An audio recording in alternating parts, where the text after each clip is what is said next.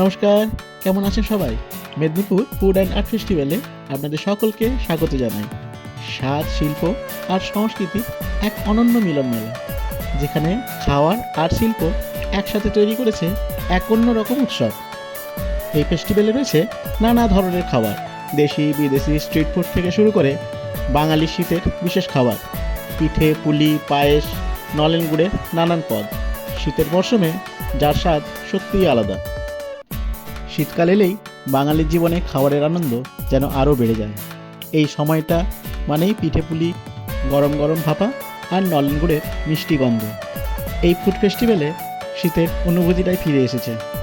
প্রতিটা স্টলে শুধু খাবার নয়, রয়েছে বাঙালিয়ানার ছোঁয়া আর ঘরোয়া স্বাদ।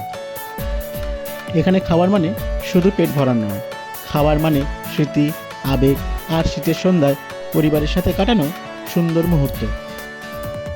এক কামড়েই বোঝা যায় এই উৎসবটা সত্যিই বাঙালির জন্য, বাঙালির স্বাদ নিয়ে।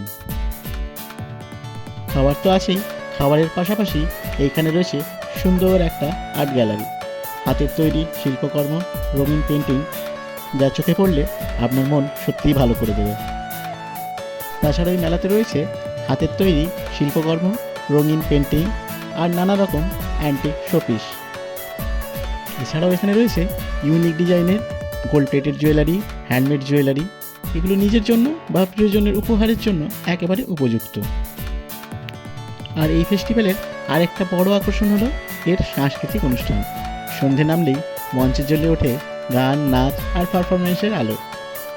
আর বিশেষ করে এই রবিবার 11 জানুয়ারি থাকছে নন্দী সিস্টার্সের বিশেষ অনুষ্ঠান, যেটার জন্য দর্শকদের উচ্ছ্বাস এখন থেকেই চোখে পড়ছে।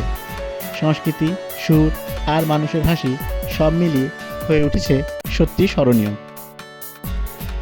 তাই বন্ধু, পরিবার নিয়ে চলে আসুন এই ফুড অ্যান্ড আর্ট ফেস্টিভ্যালে।